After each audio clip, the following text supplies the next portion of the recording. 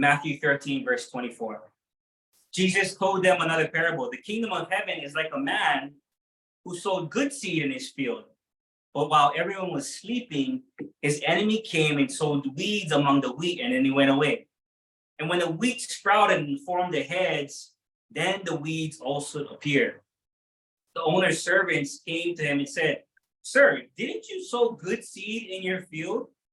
Where then did the weeds come from?" "An enemy did this," he replied. The servants asked him, "Do you want us to go and pull them up?" "No, because while you're pulling the weeds, you may uproot the wheat with them. Let both grow together until the harvest.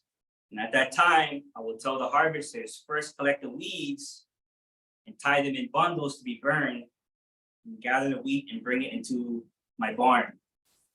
In verse 37, he explains, "The one who sowed the good seed is the Son of Man, and the field is the world, and the good seed stands for people in the kingdom.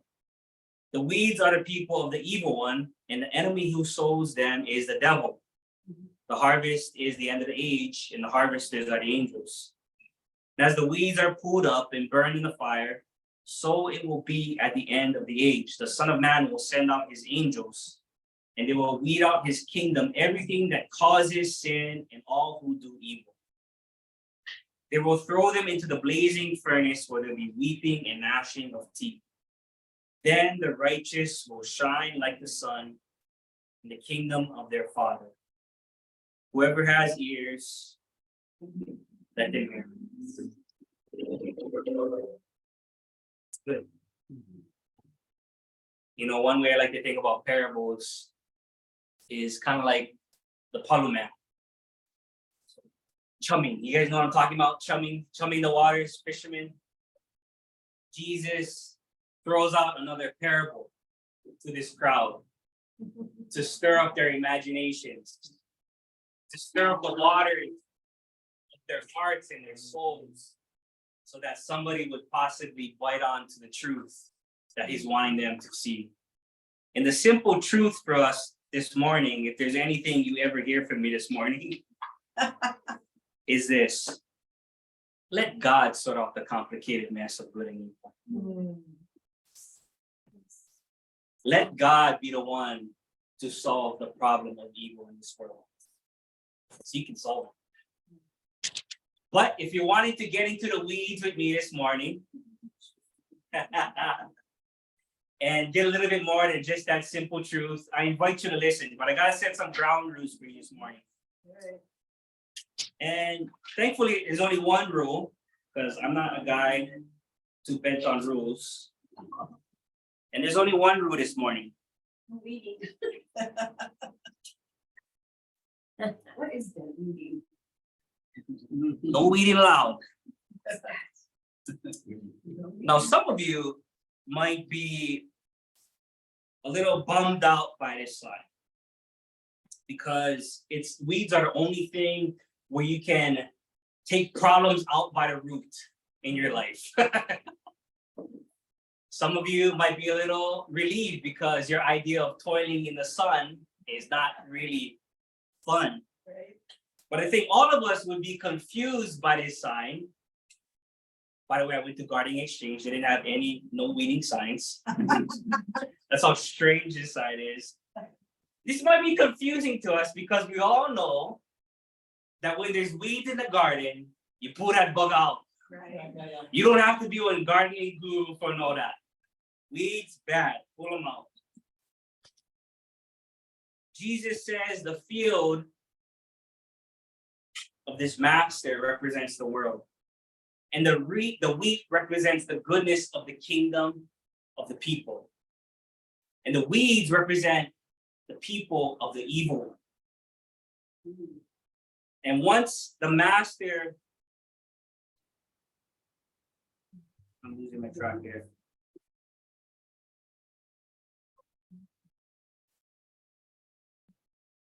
And once the master says to the slaves, I'm sorry, I'm really losing my track here. We're with you. Sorry, I'm not too concise this morning.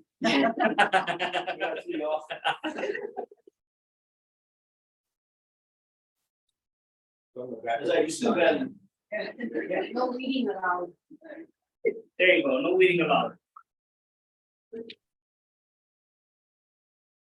The master tells the slaves, no weeding, to let the good come with the bad. And the parable paints a familiar picture for us. I doubt it, but I'm pretty sure you got this down, but it's worth saying that good and evil cuts through every single thing in his life. Right. In this world, good and evil exist side by side together. It goes through continents, goes through nations, countries, cities, towns. It goes through governing bodies. It goes through corporations, businesses, nonprofits, yes, even churches. It goes through families, it goes through friendships, it goes through marriages, it even goes down to the self. Good and evil. Yeah. There's this Russian guy who's a writer. I'm not going to say his name because I can't say it. But he wrote a bunch of books. And he was very outspoken and criticized communism. And he was a prison guard where the prison was run by prisoners. And if you got out, you could climb the ladder and work that system. Could you imagine prisoners eventually being guards? In his time there, he admired some of the former prisoners who didn't use their rights to be guards now. And what it did for him, it caused some serious reflection about himself. And he wrote this in one of his books. In my most evil moments, I'm convinced that I was doing good. And I was well supplied with arguments. And it was only when I lay there on a rotting prison straw that I sensed within myself the first stirrings of good. Gradually, it was realized to me that the line of separating good and evil doesn't pass through states. It doesn't pass through classes, rich or poor. It doesn't pass through political parties, Republican, Democratic, whatever have you. But it passes right through every human heart. And this line shifts inside us. And even within our hearts, overrun by evil, one small thing of good is there. And even in the best of all hearts, there remains an uprooted small corner of evil. That's some wisdom. Yeah. Some serious wisdom. Good and evil is so mixed up. We don't even know where it starts or where it begins. That's the shocking truth of this passage. And it's not just out there in the world. It's right here. But for some of us, we don't lose sleep over that. Tell me something different, Brad. I know that there's good and evil in this world. I know that we're entangled up in a world that is just mixed up with it. But what's shocking about the text is not that good and evil exist. It's that God would allow.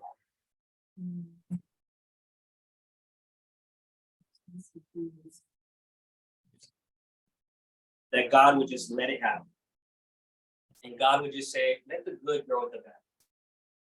Don't do anything. That's what's shocking. That's what's gut-wrenching about this text. More times than not, I hear people get off on the lesser evils of this world. That person cut me off in traffic. They got my Starbucks order wrong. My neighbor won't pick up the dog poop off the lawn. This person hurt my feelings by something they didn't say the best way.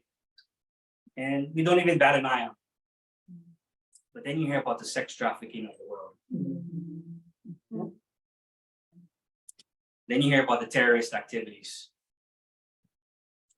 It's the forced labor in third world countries. Then you begin to question, why doesn't God have any immediate plans to uproot that stuff? Put it in PG terms. That's how frustrating this can be.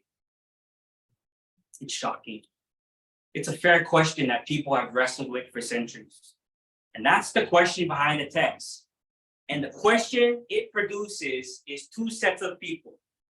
One, those who leave the problem of evil in the just hands of God, or two, those who take the problem on themselves. And those who take on that problem themselves, Jesus says, be careful, because when you get into the business of uprooting evil, chances are you're going to do more harm than good. We were sitting in a Bible study with Hans, like I said, and Gary brought up the point of how in German society, during the Holocaust, somehow the Nazi regime tricked everybody into thinking that eliminating the Jews, 6 million of them, was somehow a good idea.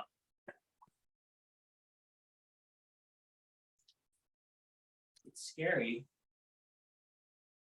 Let me just back up and not scream. It's scary to think about the harm we can do, not just people, we. In the name of good, we don't even realize it. It's scary. The servants of this passage, the slaves in the field, are really motivated to pull up those weeds. Really motivated. Let me just get out there and pull up that thing real fast.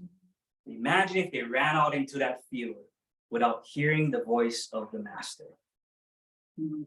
They just ran on ahead of God, started doing their thing. Imagine if they didn't hear, stop, you might pull up the good with the bad. We would have a totally different story. But we've had a totally different story in our history. History's written with it. People think they're doing good, but they're doing bad.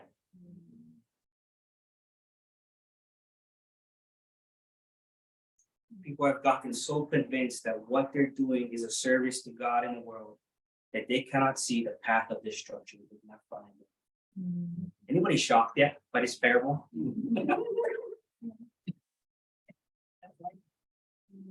Good intentions don't always result in good behavior, my brothers and sisters.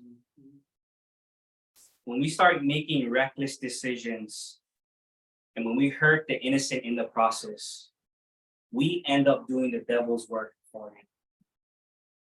The devil in this passage, he's a smart guy. He goes into the field, he scatters, and he gets out of there. He's nowhere to be seen. And it's because I think he knows that he wants people to act without much discernment. If I just pull this up real quick, it'll be good.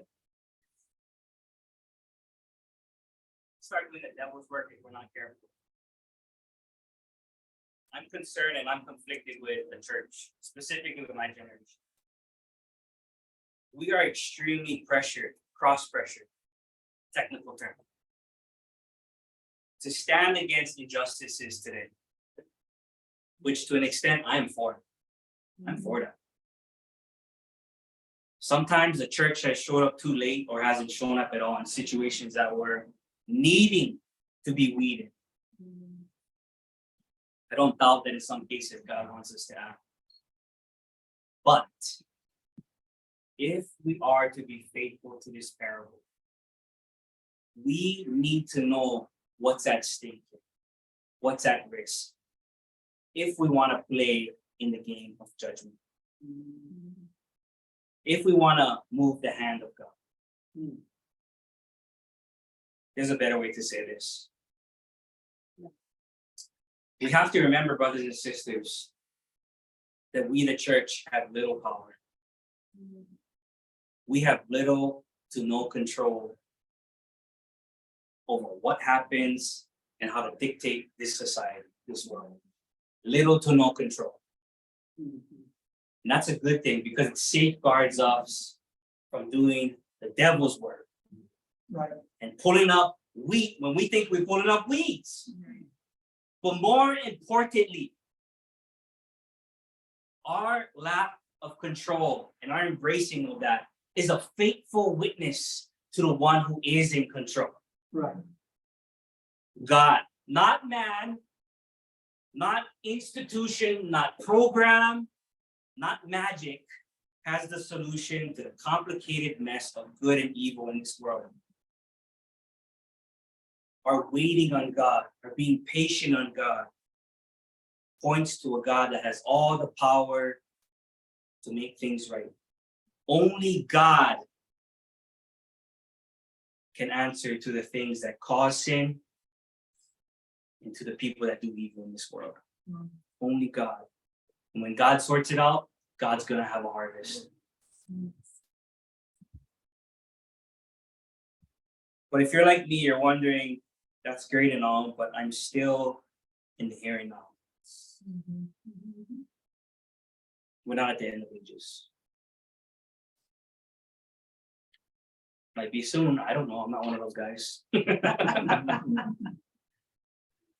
But why isn't God doing anything right now about evil? To which I would point you to the one who says this parable, Jesus Christ. Because in the face of Jesus Christ, we have a God who walked among the weeds, full of weeds. He walked in the world full of evil. In fact, it was so evil that they uprooted him, putting him on the cross, thinking that he was a weed, but he was wheat. He was good wheat. And he dies. And when he dies, like any wheat, seed falls to the ground and puts more goodness into that soil, and more shoots of righteousness come out of that ground. The death of Jesus puts more goodness in the world. God is present in the world when the fruit of Jesus is bared in the leaves. When we speak like Jesus, when we see like Jesus, when we think like Jesus, when we act like Jesus, goodness is made known in a world that is evil. Jesus teaches us and instills in us that the solution to evil is not eliminating it. It's not eliminating it, but it's being good. Right there alongside the evil. What the world needs is fewer people to point out what's wrong and try to fix it with some kind of control or power. What the world really needs is to see people that bear the fruit of Jesus. That's what the world needs.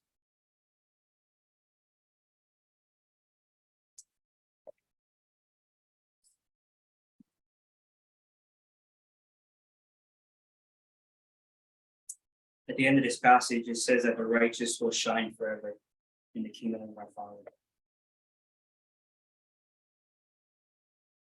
And I offer a blessing over us, and even myself. That may the Lord bless you and keep you.